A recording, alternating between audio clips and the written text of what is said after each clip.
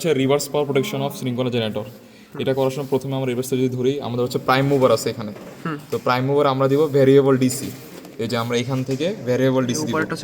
এই যে 7 আর 9 থেকে সুন্দর মধ্যে প্রাইম মুভার দুইটা তার আমি এখানে বসে দিলাম। এতটুকু আমার কাজ শেষ। এখন হচ্ছে এখানে আমার এতটুকুর কাজ করব। এটা কি? এটা হচ্ছে আমার সিঙ্ক্রোনাস মোটর। তাহলে আমার কি 1 2 3 কাইন্ড অফ হচ্ছে শর্ট করা। তাহলে সুন্দর মতো আমি হচ্ছে এই যে এখানে 1 2 3 শর্ট করে দিব। শর্ট করা শেষ। এবার একটা প্রান্ত হচ্ছে আমার ইউএফএম শান্টে যাবে। এখান থেকে 4 5 1 2 3 যে কোনো একটা প্রান্ত নিয়ে এই শান্টে বসাই দিব। এই শান্টে বসালাম পরে শান্টের যে অপর মাথা সেটা হচ্ছে শুধুমাত্র গ্রাউন্ডে, এই সবুজ গ্রাউন্ড, এই সবুজ কালার নিচের গ্রিন গ্রাউন্ডে লাগাই দিব। গ্রাউন্ডে দেব। এই পাশে কানেকশন আমার শেষ। এখন আমি এখানে আসি। এখানে আমার কি সিটি আছে, মানে কারেন্ট ট্রান্সফরমার। কারেন্ট ট্রান্সফরমার উপরের সাইডটা মানে বাঁকা সাইডটা আমার প্রাইমারি সাইড, নিচের সাইডটা হচ্ছে আমার সেকেন্ডারি। তাহলে 4 5 6 থেকে শুধু 4 থেকে আমার কোথায় যাবে? সিটি 1 এ যাবে। যে কোনো আমি হচ্ছে এখান থেকে একটা তার নিলাম। নেওয়ার পরে এই যে এখানে আমার H1 এ দিলাম। আমার উপরের সাইডটা হচ্ছে প্রাইমারি, নিচের সাইডটা হচ্ছে আমার সেকেন্ডারি। H1 H2 হচ্ছে প্রাইমারি সাইড। তাহলে এটা আমার 4 থেকে আমি H1 এ দিলাম। এখন H1 এর পরে এটার আরেকটা সাইড গেছে আমার কারেন্টে, মানে কারেন্ট মিটার বা ভোল্ট এমিটারে গেছে। তো সুন্দর মতো আমি এই যে এইটারে আমি এই যে এই তারটারে আমি এমিটারে বসালাম। এবার এমিটারের আরেকটা প্রান্ত নিয়ে আমি সুন্দর মতো বসাই দিব আমার ভোল্ট মিটার বা ভার মিটারে। ভার, কারণ এর পরে আছে হচ্ছে এখানে ভার আছে। এখন আবার এখান থেকে 4 আর 5 কিন্তু ডাইরেক্ট ভার মিটারে চলে গেছে। এটা নিয়ে কোনো ঝামেলা নেই। 5 আর 6 তাহলে ডাইরেক্ট আমার 5 আর 6 ডাইরেক্ট আমি ভার মিটারে বসাই দিব। ভারের এই 4 5 6 তে বসাই। 4 5 তে বসাই। এখন আরেকটা জিনিস এখানে বাকি ছিল কি? H1 H2 শেষ, বাট হচ্ছে আমার x1 আর x2 বাকি। সেকেন্ডারিটা তাহলে এটা কি করব?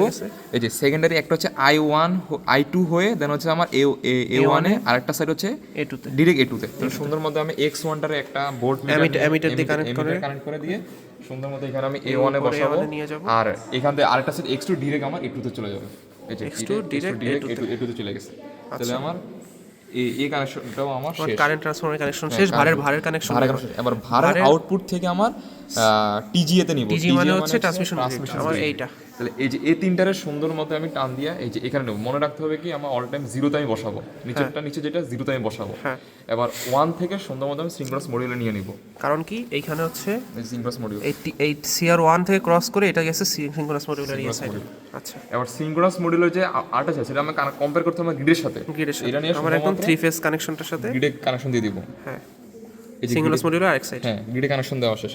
এখন গ্রিডে কানেকশন দেওয়ার পরে আমার আরেকটা জিনিস কি এখানে হচ্ছে আমার হচ্ছে এইটাকে আমার অ্যাকসেপ্ট করতে হবে। আমার সিঙ্ক্রোনাস জেনারেটরটাকে অ্যাকসেপ্ট করতে হবে। অ্যাকসেপ্ট করার জন্য আমার কি অবশ্যই আমার এই যে ফিক্সড ডিসি আনতে হবে। না, ভেরিয়েবল ডিসি। ওটা ফিক্সড ডিসি।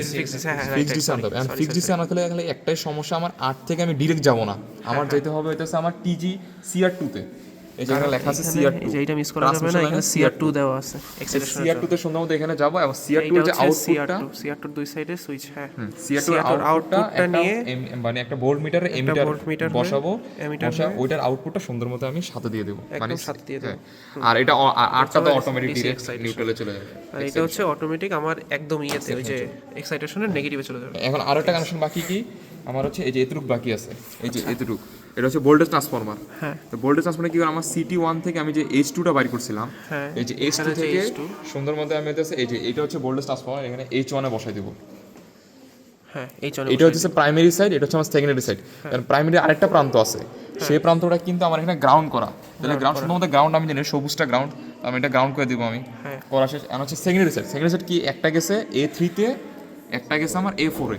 তাহলে সুন্দর মতো একটা A3 তে দিব, আর একটা হচ্ছে A4 এ দিব। আর মাঝখানে ভোল্ট মিটারগুলো নিজের ইচ্ছা মতো লাগাই দেব। আর ভোল্ট মিটারগুলো নিজের ইচ্ছা মতো বুঝুন করে লাগাই দিলাম। আর একটা কানেকশন বাকি এখন হচ্ছে আমার এটা। এখন এটা কিসের? এই যে আমার সুইচের কানেকশনটা। আচ্ছা, সবার আগে আমরা দেখবো B4 আর B5 CR3 তে কানেকশন দেওয়া। সুন্দর মতো এখান থেকে B4 আর হচ্ছে B5 নিব। এই যে CR3 হয়ে কানেকশন দিয়ে দিব। CR3 দুই সাইডে লাগাই দেব। এতুর কানেকশন শেষ আমার। তাহলে এখন বাকি হচ্ছে আমার এতটুক। এখানে দেখলাম কি B3 হতেছে পজিটিভ করা, B2 হতেছে নেগেটিভ করা। সুন্দর মতো এখান থেকে আমি হতেছে B3 এই যে পজিটিভ করছি, এই যে পজিটিভ। আর হইতেছে আমার কি বলে B2 যেটা, এই যে এটা B2টা সুন্দর মতো নেগেটিভ করা। দুই প্রান্ত পজিটিভ নেগেটিভ করার জন্য, মানে আমার এই লাইনটা, আমার এই পুরো লাইনটাকে শর্ট করার জন্য পজিটিভ আর নেগেটিভ আনতে হবে। কোথা থেকে? B2 আর হচ্ছে B3 আর B3 এখানে পজিটিভ নেগেটিভ লাগাই দেব। তাহলে এই পজিটিভ নেগেটিভ হওয়া শেষ। এখন আমার এখানে CR3 কোনো কানেকশন নাই, তাহলে লাগবে না, বাদ। ওইটা কানেকশন খালি CR1 আর CR2 কানেকশন লাগবে আমার। তো সুন্দর মতো আমি B1 থেকে, এই যে B1 থেকে CR1 এ কানেকশন দিয়ে দিব। আর কিছু লাগবে না, হচ্ছে অটোমেটিক শর্ট করা। হ্যাঁ, জাস্ট সিআর ওয়ানে কানেকশন দিয়ে দেবো, হ্যাঁ ঠিক আছে। আবার সিআর টুর ক্ষেত্রে সেম কাহিনী, বি1 থেকে আবার সিআর টুতে আরেকটা আনবো, wire এনে নিয়ে আসুন দাও শেষ। সিআর টুতে কানেকশন দিয়ে দেবো শেষ। আর ওখান থেকে এইখানে হচ্ছে এই পার্ট, এটা শেষ করবে এখানে। শেষ আর তো কিছু